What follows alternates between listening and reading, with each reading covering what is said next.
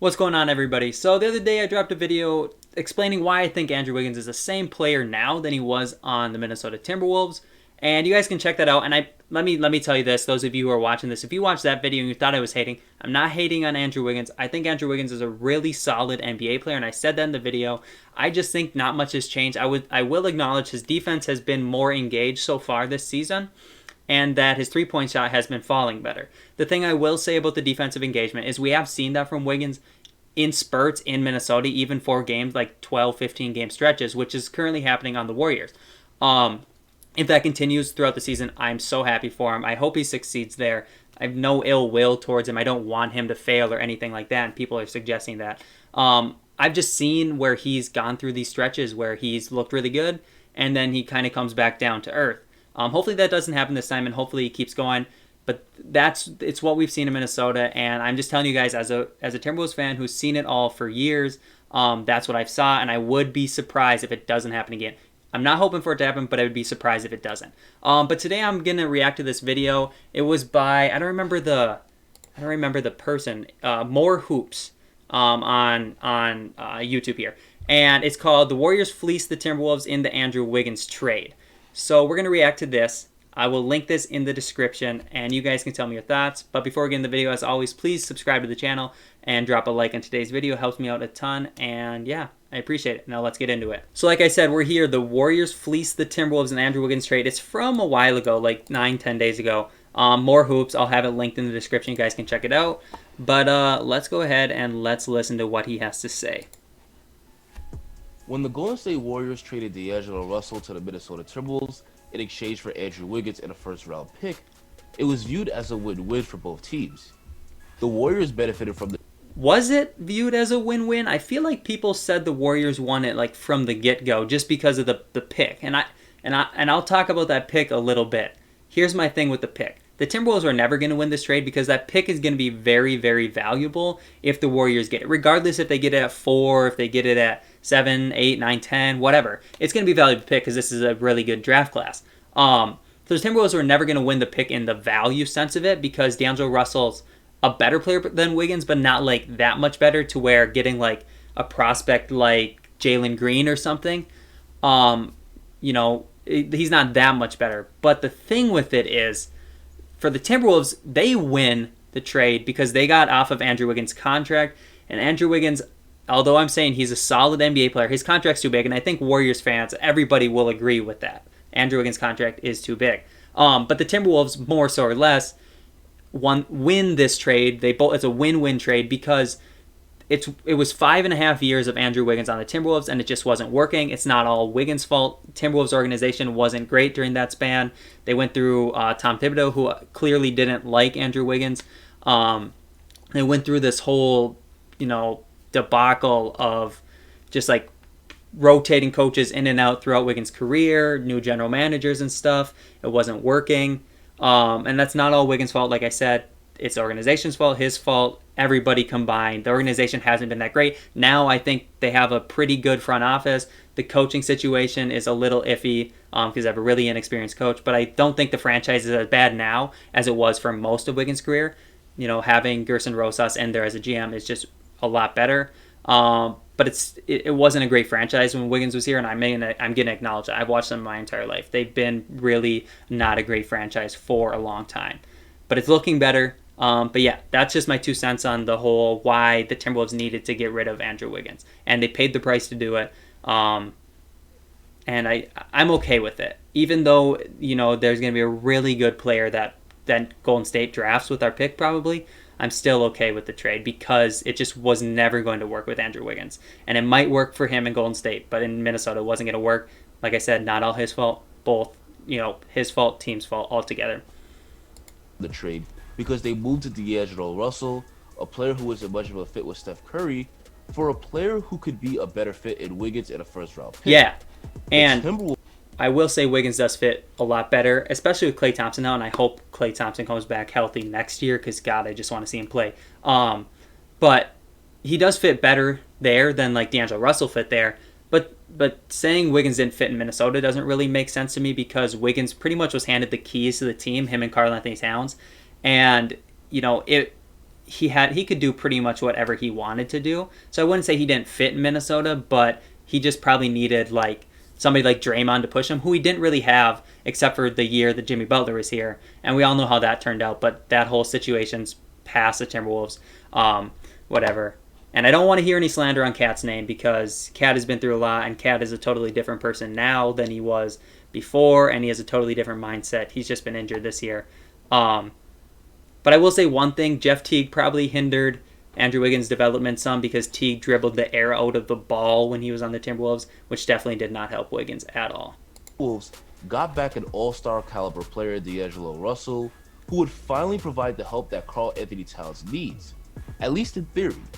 12 games into the regular season, it's becoming clear that this trade in reality was highway robbery for the Golden State Warriors. I disagree with that. Andrew Wiggins has emerged as a great player for the Warriors on both ends of the floor, while in Minnesota, D'Angelo Russell has gotten off to a hot start, averaging 20 points and 5 assists per game, but the Wolves still have the worst record in the Western. All right, let's put some context to this. First off, Wiggins is about the same offensive player. He's shooting the ball a little bit better on the Warriors from 3. That's good. Defensively, he seems engaged right now. I've seen some very good defense on Kawhi, Pascal Siakam, LeBron. I've seen it before with Wiggins, but he's done it pretty much all season, and that's encouraging. Hopefully he keeps that up all season long, but I already talked about that earlier. The thing about the Timberwolves having the worst record in the league is they don't have Karl Anthony Towns. He's only played 4 games, and 2 of those games, the 2 that they lost with him, he's been playing with literally his left arm, his left hand in a cast, because he hurt his wrist again. And now he's been out due to health and safety protocols. I'm not going to say the word, don't want to get demonetized, but he's been out with health and safety protocols. He has only played 4 games, and he's looked really good offensively and defensively in those games. So I'm just saying that's why they have the worst record. If he was back, they probably are 6-7 or 7-6. I'm not even going to lie. Conference, and the Warriors own their first round pick in this upcoming 2021 draft. So all of a sudden, this trade looks completely one-sided. I don't think it's one-sided, but has completely turned it around. I think that the 6 Warriors years got in more Minnesota, value for sure. He failed to live up to the superstar potential, putting up great scoring numbers, but while playing horrible defense and losing every season. The Warriors. I will say this, Wiggins' defense was better in Minnesota than people say it was. Go back and watch it. It was better than people say it was. He was never the worst defender in the league. Have completely unlocked him, as Wiggins has become a huge difference maker on both ends of the floor. For starters, Andrew Wiggins is now a great defender. He's always had great defensive tools at 6'8" with a 7-foot wingspan and crazy athleticism. The effort just wasn't there. This season, Wiggins' motor on the defensive end has been at a high level. I will say this. Part of Wiggins not giving effort is on like the coaching staff and the people around him, but it's also on him. So you can't completely fault the Timberwolves for that. You know, if he needs to want to try, regardless how good the team is. That's a thing. But like obviously having like Draymond next to you definitely is going to help you on defense. It would help pretty much anybody, and just like having like Steph or Karl Anthony Towns is going to help people on offense. They're just really good offensive players. They're going to help the people around them. All over the place defensively. Thanks to his great lateral quickness, he's doing a great job defending perimeter players, and he's been great at rotating on the weak side to block shots. On the season, he's averaging 1.5 blocks a game, which is very good. In that win against the Raptors, Wiggins registered 4 blocks. He's emerging as an elite defender for the Warriors, and is one of the primary reasons why the Warriors as a team has been playing much better defensively.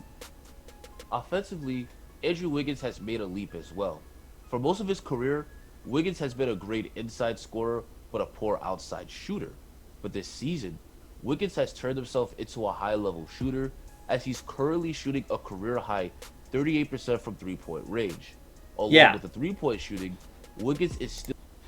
Andrew Wiggins' three-point shots look great this year. That's awesome. But I will say this. I don't remember the specific numbers. I'm going to go look them up because I don't want to lie to you guys. But I'm pretty sure Andrew Wiggins shot the ball really, really well in Minnesota to start last year. All right, so Timberwolves played... first 15 games of Andrew Wiggins' season last year. He missed a couple games. He was inactive. He was sick. I think he was sick. Maybe he was hurt. He was sick or hurt. But he made 35 of his 99 threes, which is 35%. That's okay. But the Timberwolves were also 9-6. So he shot the ball pretty well from three, and the Timberwolves were winning basketball games. So Andrew Wiggins played really well to start the season. He's doing the same thing right now. He's shooting it better than 36 or 35. He's at like 38 or something like that. And the Warriors are better. Andrew Wiggins usually at this point starts to kind of die down. We'll see if it happens. Hopefully it doesn't happen. I don't want it to happen for him. But, it could happen because we've seen it in the past. And that's what I've tried to warn everybody about in the last video. I'm not trying to rat on him. Not trying to make him seem bad. I'm just saying what I've seen over the course of watching him. And even last year, he started out really good, shot the ball well, and the team was winning. After that, the team wasn't winning anymore. Still doing a great job of slashing and scoring at the rim, as he's always been. He's emerged as a legit second option for the Warriors behind Stephen Curry, and those two have developed into a strong 1-2 punch. He's been a great two-way player for the Warriors. For Andrew Wiggins to be playing at this high level for the Warriors is absolutely incredible. It's easy to... I will say, too, his defense looked good to start last year. I forgot to mention that. But his defense looked good in that 9-6 stretch. Part of the reason they were 9-6. Forget, because he's been in the league for so long, that he's still young at only 25. The way Wiggins is playing right now, he should be a part of the Warriors' future, and the Dubs fortunately have it's just interesting the to next 3 years after this one. It's interesting to see where Wiggins falls into that the whole Warriors system after this year, because Clay comes back. Like, are they going to get rid of Oubre, or what's it going to look like? Because you don't want to run. I don't think you want to run Wiggins at the 4. You can run him at the 3. I don't think you want to run him at the 4. Do you run Oubre at the 4? And what happens with Draymond? Maybe one of them comes out the bench. I don't know, but where does he fit in? I'm not saying he doesn't. I'm just wondering, Warriors fans, if you're watching, where do you see Andrew Wiggins' future with the Warriors? Is it off the bench? Is it as a starting 3? What do you think? With Andrew Wiggins being a major factor in the Warriors becoming a top 5 seed, I think he could receive All-Star consideration this year. And even if he doesn't make it, I don't think he'll make it. He's not that good. He's never been that good. Even on the best years of the Timberwolves, he was never going to make the All-Star game, even with 24 points a game. I understand that his defense been good this year, but that's not how the All-Star game works. All-Star game, they're going to go... there's so many guards in the Western Conference that are going to get it. Wiggins isn't going to be one of them. You got Steph, CJ McCollum, if he's healthy enough to play, I don't know. And they're not even going to have an All-Star game this year, but Damian Lillard, Donovan Mitchell. There's so many guards in the Western Conference. Wiggins won't make it. A lot of good people don't make it. He certainly could make it in the future. For the Warriors to land a legit All-Star level player for D'Angelo Russell, it's an absolute steal. I wouldn't call him and All-Star if this trade level. was just D'Angelo Russell for and I don't even know if D'Lo's it would probably look like All-Star level, but he's closer. Because Russell is also playing like an All-Star. But the fact that the Warriors own the Wolves I don't think D'Lo is going to make the All-Star team. The West is just too stacked with guards. Makes this trade a total fleece. To be fair, the Wolves pick is top 3 protected, but with the new lottery odds, the chances that the Wolves land in the top 3 aren't very high. Even if the Wolves were to get the... And I don't even think the Timberwolves are going to be that bad. They're bad right now, but when Cat comes back, they're going to win games. Teams like the Thunder are going to start losing games because they want to have a good draft pick. I don't think the Timberwolves are going to end up with the top 3 odds. I'm 99% sure the Warriors are going to get the Timberwolves pick, but it's probably going to be 7 or 8. It's not going to be... it's probably going to be projected to be 7 or 8. It could jump up or something, but I doubt the Timberwolves are one of the 3 worst teams at the end of the year, unless Cat gets hurt for the whole season or something.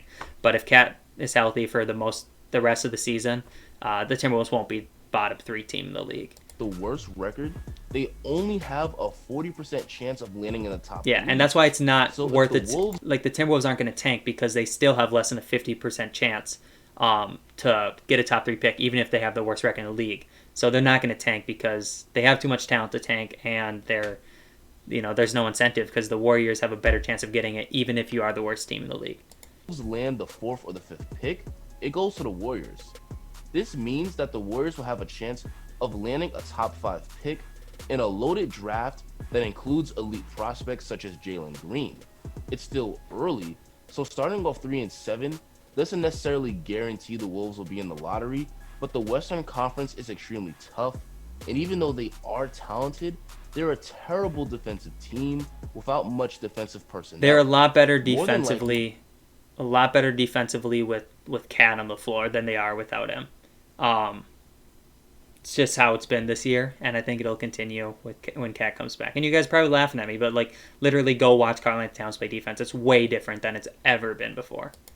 The Wolves will miss the playoffs, meaning the Warriors will get their lottery. Yeah, the Wolves will probably miss miss the playoffs. Warriors essentially traded a player who didn't fit their team for a 25-year-old all-star caliber player and a lottery pick. The Wolves still have time to change this narrative, but right now, the Warriors look like the big winner in this trade. But I want to hear what you guys think. Did the Warriors fleece the Timberwolves? Will Andrew Wiggins become an all-star? All right. One, Wiggins won't be an all-star this year, and that's not because he's not playing good. He's playing fine, but there's just too many people above him. Two, I don't think they fleeced him because I think the Timberwolves are happy with their situation. They're keeping their number one player happy first off. That's the number one thing. If you guys are people that were scared, like, or saying that, oh, Towns is going to ask out because the Timberwolves suck. Like, he has his best friend there now, and that's one thing that's going to keep, Cat happy. When you think about, like, the Paul George trade, like, the Clippers gave up a ton of picks to get Paul George, but it was also so they could bring Kawhi in. It's kind of the same thing with Cat. You're trading for D'Lo so you can keep Cat happy and keep him in Minnesota.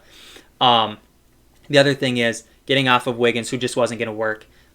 Is fine. But talent-wise, yes, I get it. The Warriors definitely are going to come out way better than the Timberwolves did on this whole deal. But, as long as their draft pick isn't a complete bust, which I doubt it will be. But the Timberwolves are really good, in a good spot, I think. Even if they haven't been good yet this year, I think with Cat healthy and stuff, they're going to be fine. And, yeah, I think keeping Cat healthy is worth whatever you need it to be, even if you had to give up that pick. You brought in his best friend, the best point guard he's ever played with. He's never played with a good point guard. I think the Timberwolves are fine with where they're at, but the Warriors are going to make out better, but I don't think it's a fleecing. And that's all I'm going to say on this topic. But thank you guys for watching. Drop a like, subscribe to the channel if you want. Again, not hating on Wiggins. Watch this whole video before you attack me in the comments. Did I hate on Andrew Wiggins once? I did not. So anyways, thank you guys for watching. I'll see you in the next video. Peace out.